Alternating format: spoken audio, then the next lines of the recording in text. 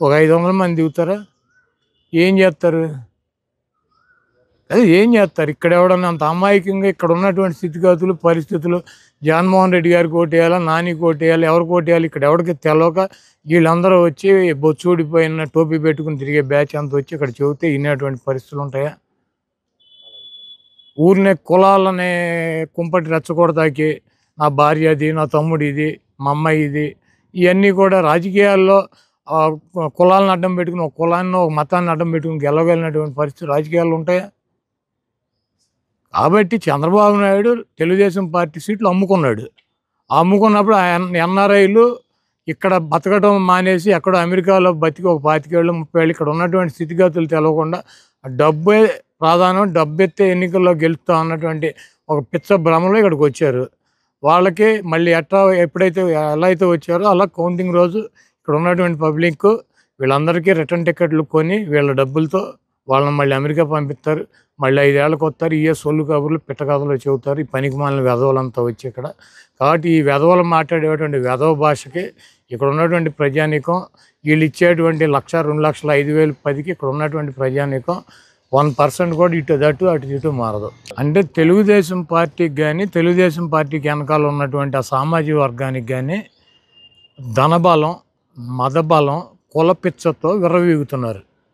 తెలుగుదేశం పార్టీని గెలిపించడానికి తెలుగుదేశం పార్టీకి ఓటైనటువంటి కొంతమంది వెధవలు ఉంటారు. ఆ వెధవలకి 1,00,000, 2,00,000 పడేస్తే వాళ్ళే ఓటేస్తారని చెప్పి చెబుతున్నారు.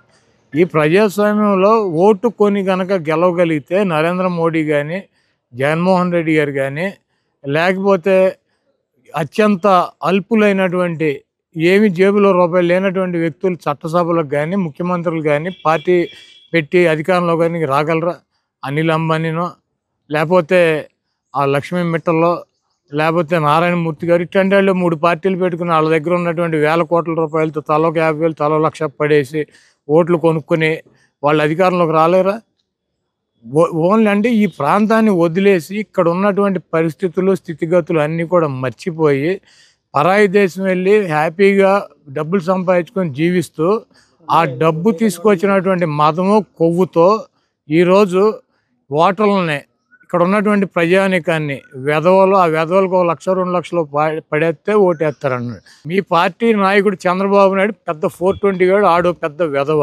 ఈ వెధవల పార్టీకి పచ్చకామెర్లాడికి దేశం అంతా పచ్చ కనపడినట్టు ఈ వెధవలందరికీ ఈ రాష్ట్రం ఉన్నటువంటి ప్రజానీకం వెధవల్లాగా కనపడుతున్నారు. కుక్కగాటికి చెప్పు దెబ్బ అని చెప్పి ఎవడో 1,00,000 పడేస్తాడు, ఎవడు 2,00,000 పడేస్తాడు, ఎవరిని కొంటాడో రేపు ఎలక్షన్లో చూస్తారు.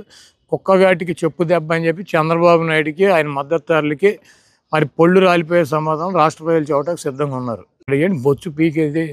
ఇక్కడ అంత అమాయకులు ఎవడూ లేడు. ఇక్కడ వైఎస్ఆర్ కాంగ్రెస్ పార్టీ చాలా బలంగా ఉంది. నేను కూడా చాలా బలంగా ఉన్నా. జగన్మోహన్ రెడ్డి గారు బలంగా ఉన్నాడు. మా విజయాన్ని ఎవడో ఆపలేడు.